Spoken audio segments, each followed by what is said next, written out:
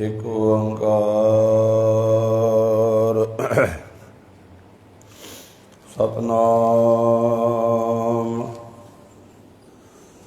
ਕਰਤਾ ਪੁਰਖ ਨਿਰਭਉ ਨਿਰਵੈਰ ਅਕਾਲ ਮੂਰਤ ਅਜੂਨੀ ਸੈਭੰ ਗੁਰ ਪ੍ਰਸਾਦ ਜਪ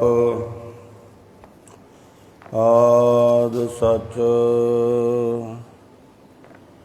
ਜੁਗਾਦ ਸਚ ਹੈ ਭੀ ਸਚ ਨਾਨਕ ਹੋਸੀ ਭੀ ਸਚ ਕਹਾਂ ਬੁੱਧ ਪ੍ਰਭ ਤੁਛ ਹਮਾਰੀ ਬਰਨ ਸਕੈ ਮਹਿਮਾ ਜੋ ਤਿਹਾਰੀ ਹਮ ਨਾ ਸਕਤ ਕਰ ਸਿਫਤ ਤੁਮਾਰੀ ਆਪ ਲਿਓ ਤੁਮ ਕਥਾ ਸੁਧਾਰੀ ਸਤਿਨਾਮ ਵਾਹਿਗੁਰੂ ਜੀ ਵਡਹੰਸ ਮਹੱਲਾ ਤੀਜਾ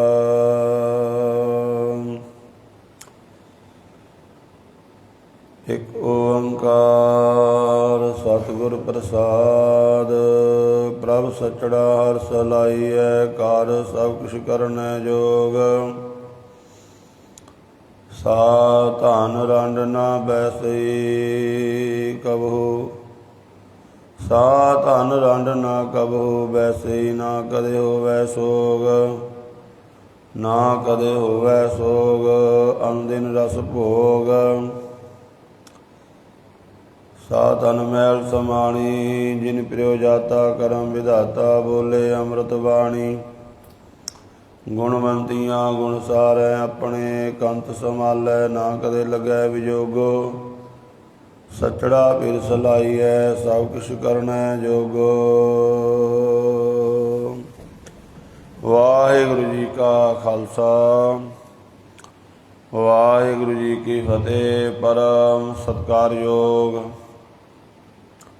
ਗੁਰੂ ਰੂਪ ਗੁਰੂ ਖਾਲਸਾ ਸਾਧ ਸੰਗਤ ਜੀਓ, ਇਸ ਪਾਵਨ ਸਥਾਨ 'ਤੇ ਗੁਰਬਾਣੀ ਦੀ ਜੋ ਲੜੀਵਾਰ ਕਥਾ ਚੱਲ ਰਹੀ ਹੈ ਤੇ ਇਹਦੇ ਤਹਿਤ ਰਾਗ ਵਡਹੰਸ ਦੇ ਵਿੱਚ ਗੁਰੂ ਅਮਰਦਾਸ ਮਹਾਰਾਜ ਜੀ ਦੀ ਬਾਣੀ 582 ਔਰ 583 ਅੰਗ 'ਤੇ ਸਤਿਗੁਰੂ ਜੀ ਬਖਸ਼ਿਸ਼ ਕਰ ਰਹੇ ਹਨ।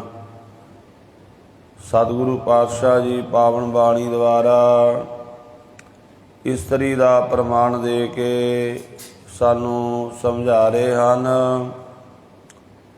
ਕਿ ਜੋ ਇਸਤਰੀ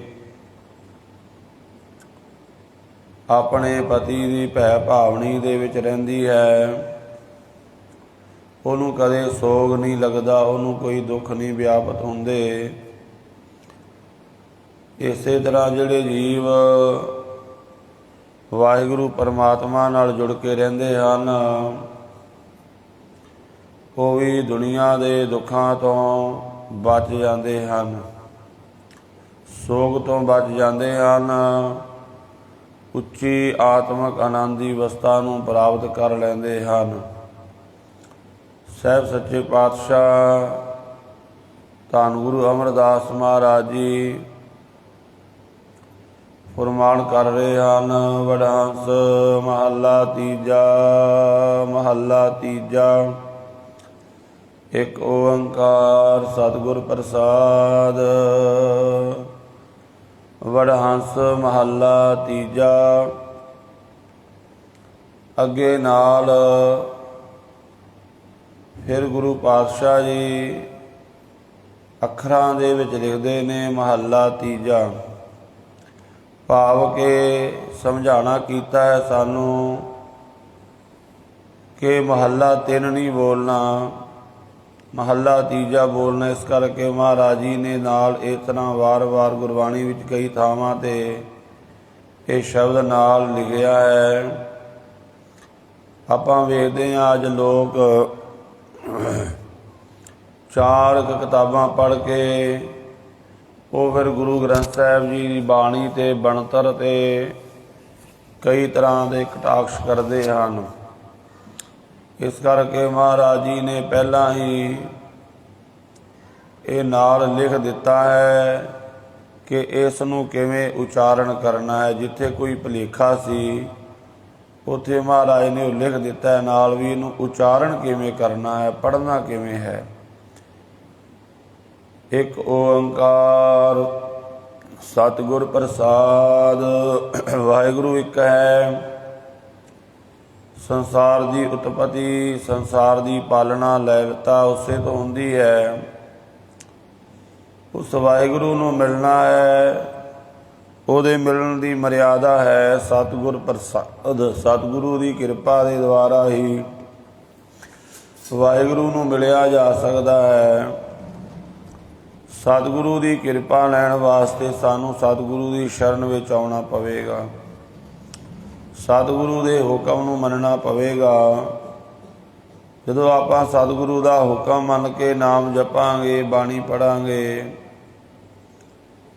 ਤੇ ਮਹਾਰਾਜ ਸੱਚੇ ਪਾਤਸ਼ਾਹ ਫਰਮਾਨ ਕਰਦੇ ਨੇ, ਫਿਰ ਸਹਿਜ ਸੁਭਾਅ ਜੀਵ ਨੂੰ ਅਕਾਲ ਪੁਰਖ ਵਾਹਿਗੁਰੂ ਦੀ ਪ੍ਰਾਪਤੀ ਹੋ ਜਾਂਦੀ ਹੈ।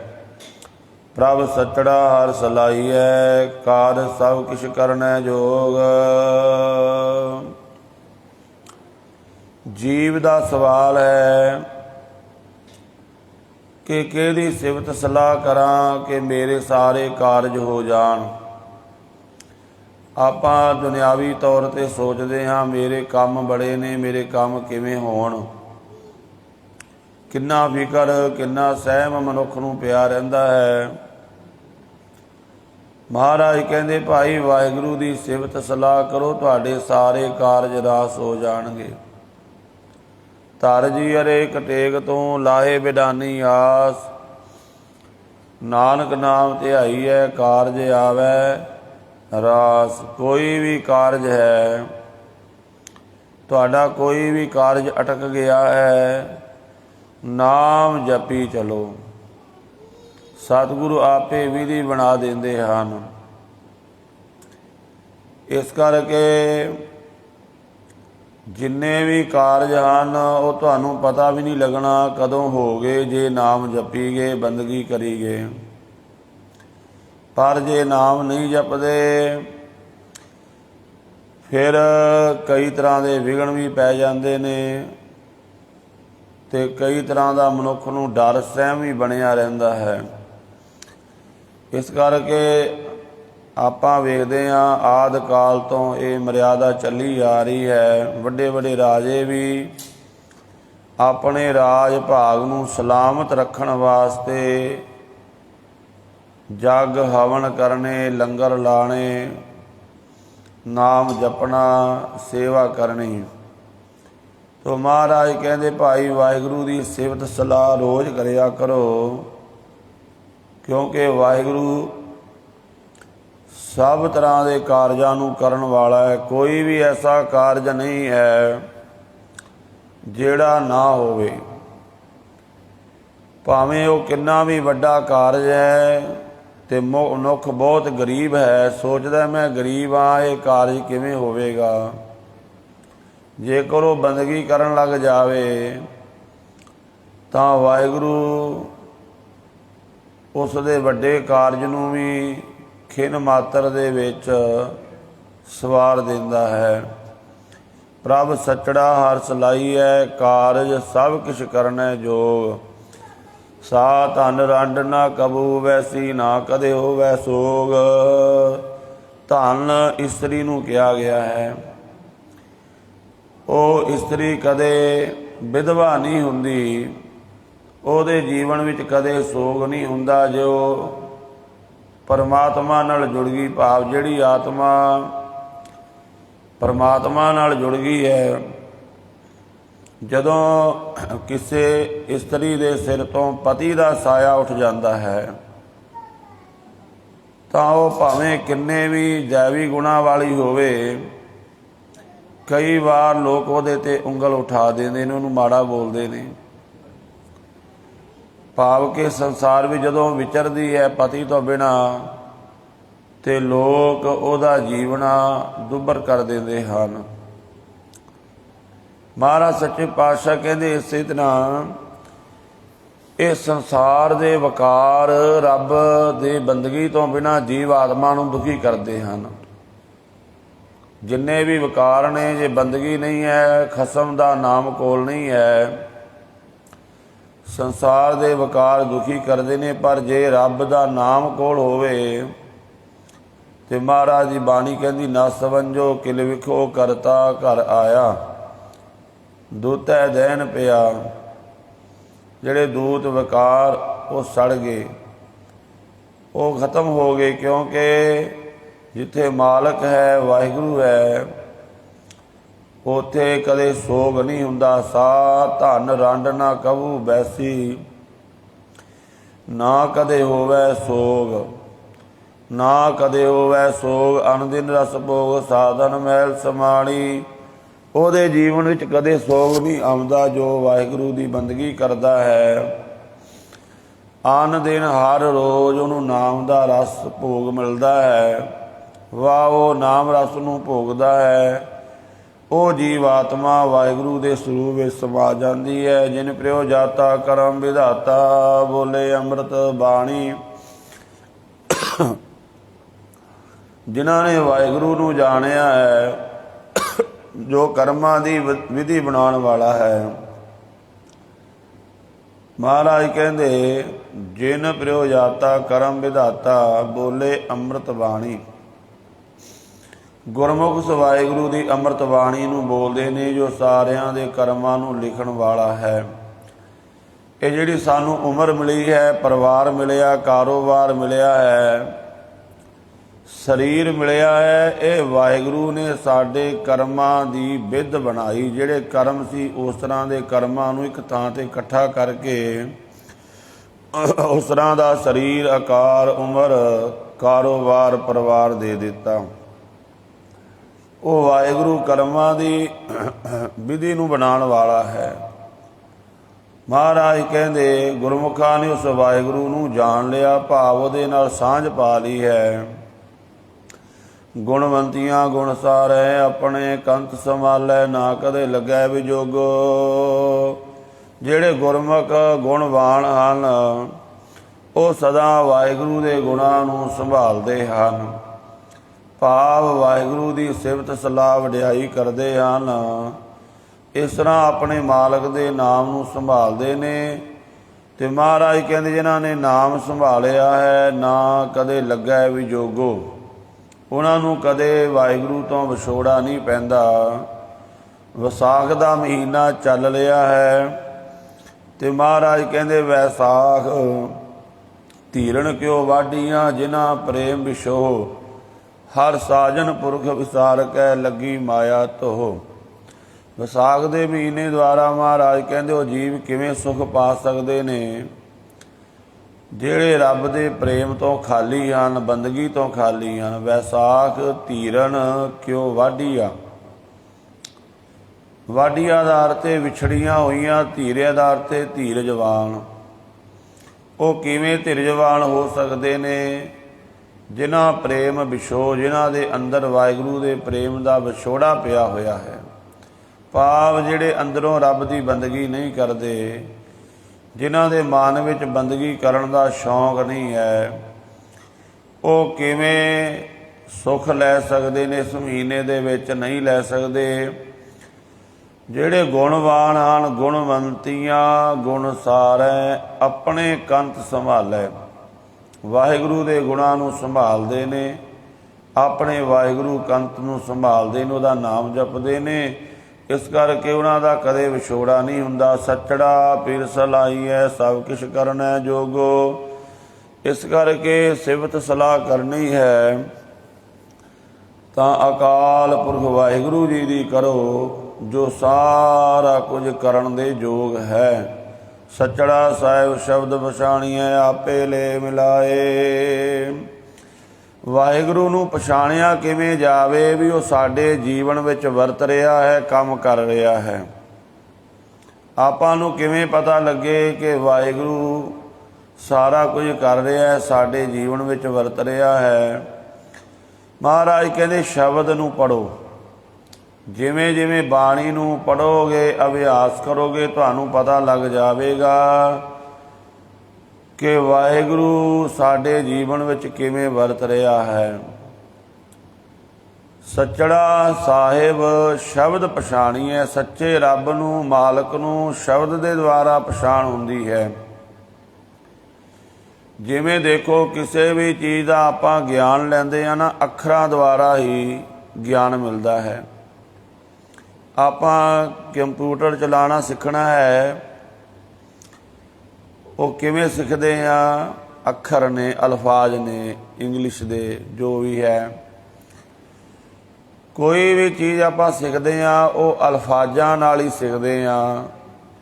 ਆਪਾਂ ਡਰਾਈਵਿੰਗ ਸਿੱਖੀਏ ਤਾਂ ਸਿਖਾਉਣ ਵਾਲਾ ਕਹਿੰਦਾ ਇਹ ਕਲੱਚ ਪਲੇਟ ਹੈ, ਇਹ ਗੇਅਰ ਹੈ, ਇਹ ਐਕਸੀਲੇਟਰ ਹੈ, ਸਟੀਅਰਿੰਗ ਹੈ। ਇਹ ਸਾਰਾ ਕੁਝ ਅੱਖਰਾਂ ਦੁਆਰਾ ਹੀ ਸਮਝਾਉਂਦਾ ਵੀ ਇਹ ਚੀਜ਼ ਇੱਦਾਂ, ਇਹ ਚੀਜ਼ ਇੱਦਾਂ ਹੈ। ਇਸੇ ਤਰ੍ਹਾਂ ਬਾਣੀ ਦੁਆਰਾ ਹੀ ਸਾਨੂੰ ਨਿਰੰਕਾਰ ਦਾ ਪਤਾ ਲੱਗਦਾ ਹੈ। ਵਾਹੋ ਵਾਹੋ ਬਾਣੀ ਨਿਰੰਕਾਰ ਹੈ।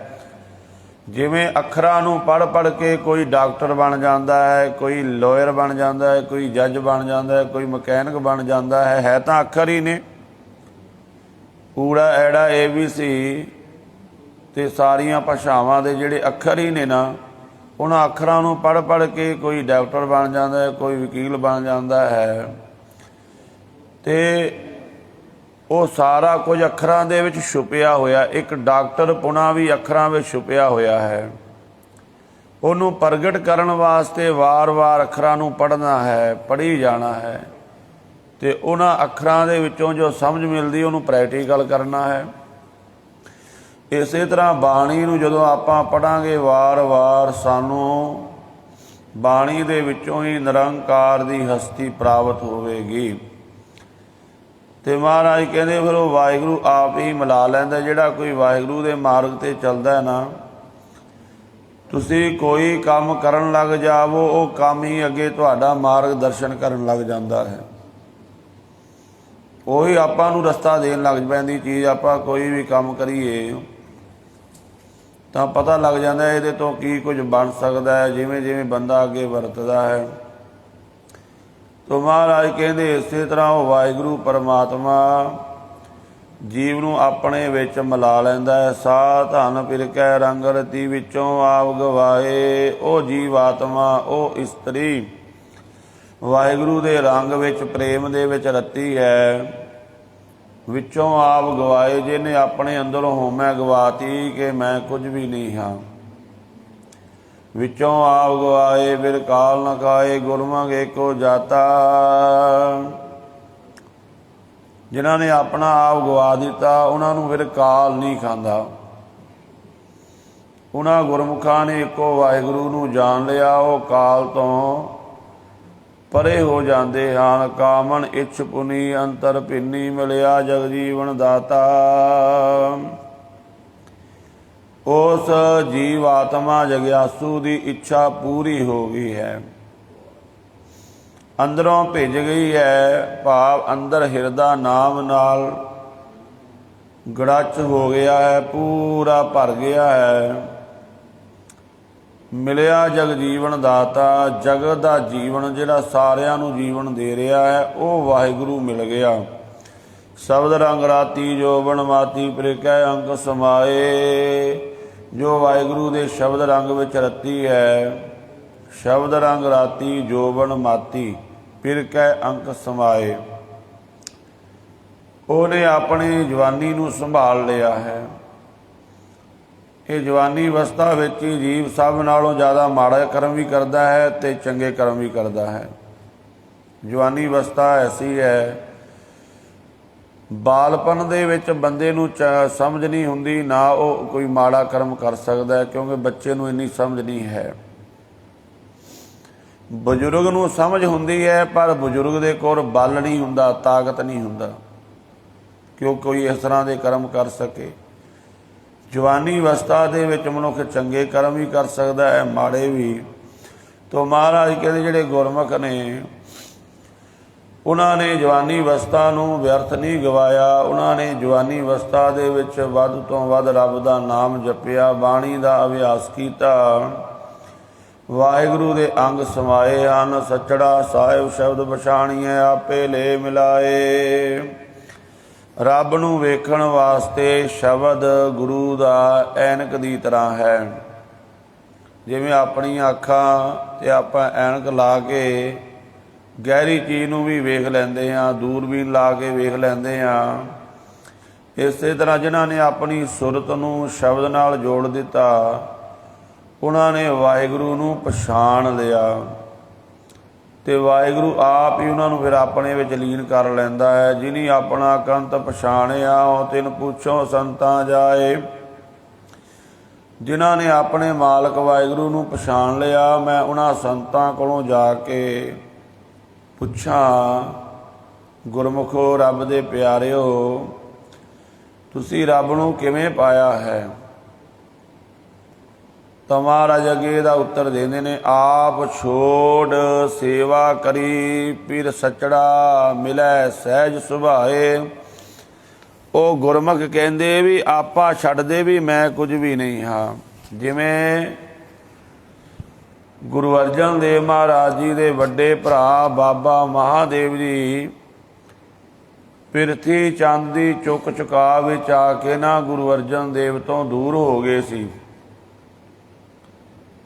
ਪਰ ਫਿਰ ਛੇਤੀ ਸਮਝ ਆ ਗਈ ਤੇ ਆ ਕੇ ਬੇਨਤੀ ਕੀਤੀ ਕਿ ਮੈਂ ਤੁਹਾਨੂੰ ਹੁਣ ਭਰਾ ਨਹੀਂ ਸਮਝਦਾ, ਮੈਂ ਤੁਹਾਨੂੰ ਗੁਰੂ ਸਮਝ ਕੇ ਤੁਹਾਡੇ ਕੋਲ ਆਇਆ ਹਾਂ, ਮੇਰੇ ਤੇ ਵੀ ਕਿਰਪਾ ਕਰੋ। ਏਕ ਪਿਤਾ ਏਕਸ ਕੇ ਹਮ ਬਾਰਗ ਤੂੰ ਮੇਰਾ ਗੁਰਹਾਈ। ਇਹ ਸ਼ਬਦ ਮਹਾਰਾਜ ਜੀ ਨੇ ਫਿਰ ਉਚਾਰਨ ਕੀਤਾ। ਉਤੇ ਬਾਬਾ ਮਹਾਦੇਵ ਜੀ ਕਹਿੰਦੇ, ਸੁਣ ਮੀਤਾ ਹੋਂ ਤੇਰੀ ਸ਼ਰਨਾਈ ਆਇਆ, ਪ੍ਰਭ ਮਿਲੋਂ ਦੇਹੋ ਉਪਦੇਸਾ। ਮੈਂ ਤੁਹਾਡੀ ਸ਼ਰਨ ਵਿੱਚ ਆਇਆ, ਮੈਨੂੰ ਉਪਦੇਸ਼ ਦੇਵੋ, ਮੈਂ ਰੱਬ ਨੂੰ ਮਿਲ ਪਵਾਂ। ਤਾਂ ਗੁਰੂ ਅਰਜਨ ਦੇਵ ਮਹਾਰਾਜ ਜੀ ਨੇ ਆਖਿਆ ਸੀ, ਭਰਾਤਾ ਜੀ ਮਾਨ ਨਾ ਕੀਜੈ ਸਰਨ ਪਰੀਜੈ, ਕਰੈ ਸੋ ਭਲਾ ਮਨਾਈਐ।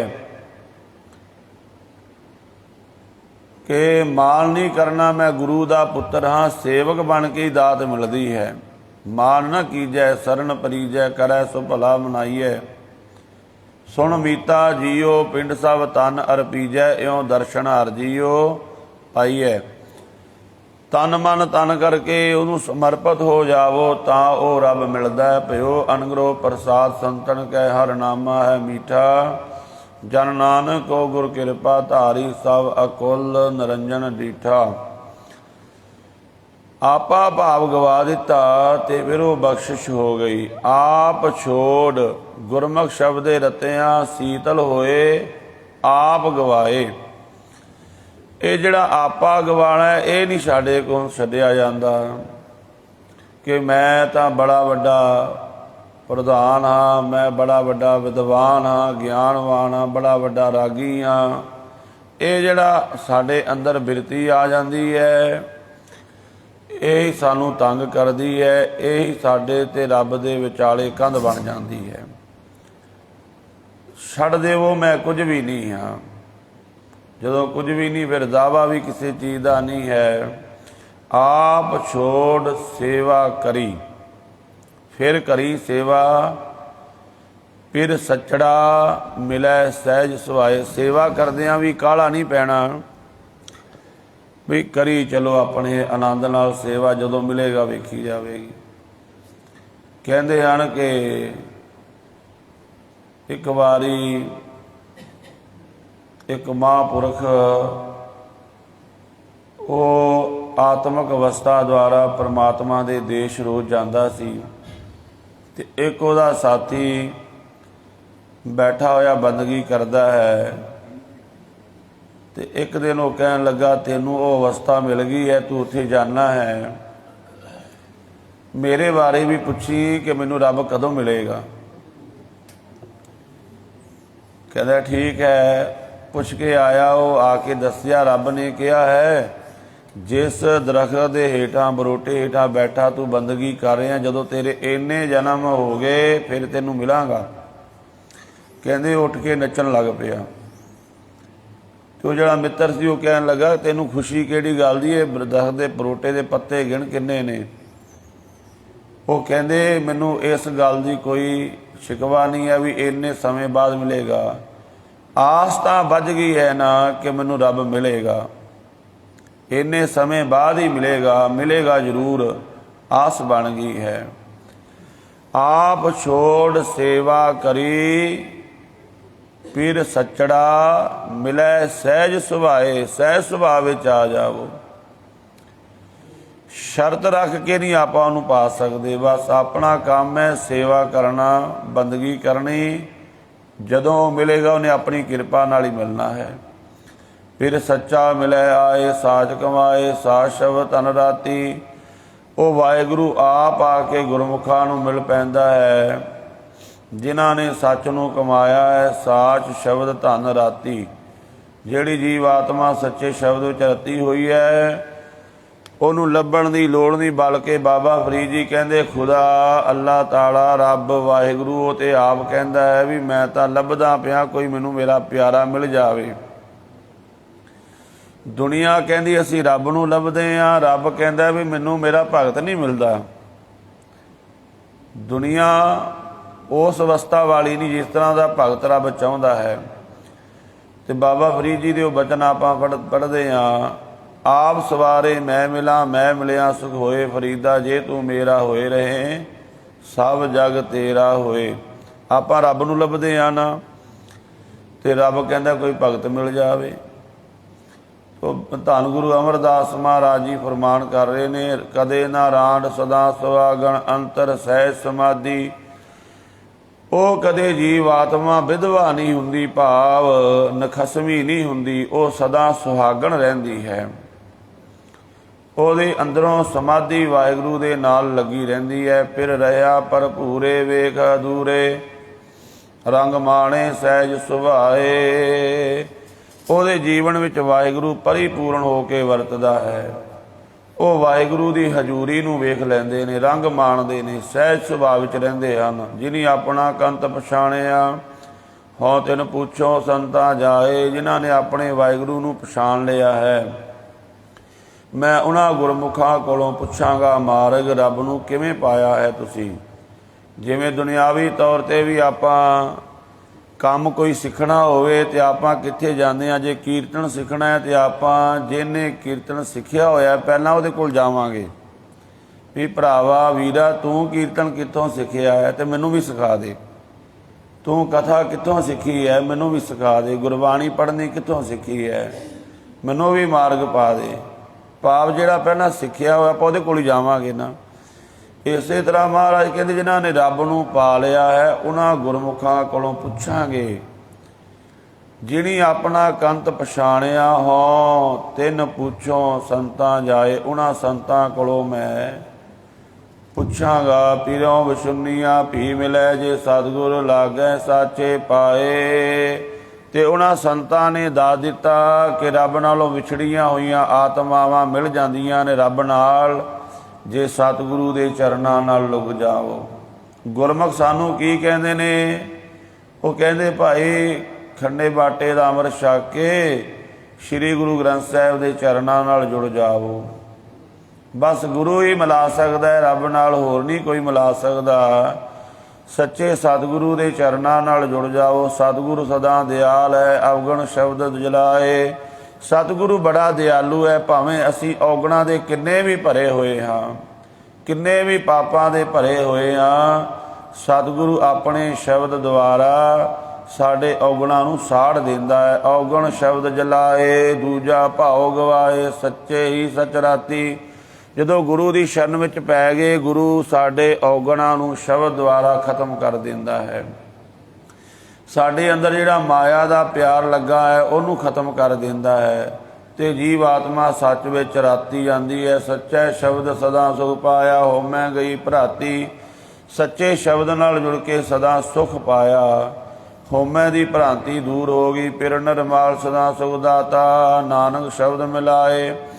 ਉਹ ਵਾਹਿਗੁਰੂ ਸਦਾ ਨਿਰਮਲ ਹੈ, ਸੁੱਖਾਂ ਦਾ ਦਾਤਾ ਹੈ।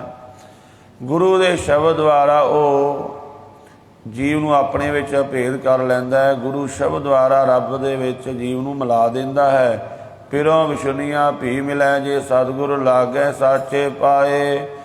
ਜੋ ਰੱਬ ਤੋਂ ਵਿਛੜੀਆਂ ਹੋਈਆਂ ਆਤਮਾ ਨੇ ਉਹ ਮਿਲ ਜਾਣਗੀਆਂ ਰੱਬ ਨਾਲ, ਪਰ ਸ਼ਰਤ ਹੈ ਜੇ ਸਤਿਗੁਰ ਲਾਗੈ ਪਾਏ, ਜੇ ਸਤਿਗੁਰ ਲਾਗੈ ਸਾਚੇ ਪਾਏ। ਸੱਚੇ ਸਤਿਗੁਰੂ ਦੇ ਪੈਰੀ ਪੈ ਜਾਣ, ਸੱਚੇ ਸਤਿਗੁਰੂ ਦੇ ਚਰਨਾਂ ਨਾਲ ਜੁੜ ਜਾਣ। ਸੋ ਗੁਰਮੁਖੋ, ਇਹ ਹੁਕਮ ਆਪਾਂ ਨੂੰ ਹੀ ਹੈ। ਜੇ ਆਪਾਂ ਚਾਹੁੰਦੇ ਹਾਂ ਰੱਬ ਨੂੰ ਮਿਲਣਾ ਹੈ ਤੇ ਸੱਚੇ ਸਤਿਗੁਰੂ ਧੰਨ ਗੁਰੂ ਗ੍ਰੰਥ ਸਾਹਿਬ ਮਹਾਰਾਜ ਜੀ ਦੇ ਚਰਨਾਂ ਨਾਲ ਜੁੜੀਏ। ਜੁੜਨ ਦਾ ਤਰੀਕਾ ਕੀ ਹੈ? ਬਾਣੀ ਦਾ ਅਭਿਆਸ, ਗੁਰੂ ਦੀ ਮੱਤ ਲੈ ਕੇ ਨਾਮ ਜਪੀਏ, ਬਾਣੀ ਪੜ੍ਹੀਏ, ਤਾਂ ਜੋ ਸਤਿਗੁਰੂ ਦੇ ਬਚਨਾਂ ਨੂੰ ਕਮਾ ਕੇ ਆਪਾਂ ਲਾਹਾ ਲੈ ਸਕੀਏ।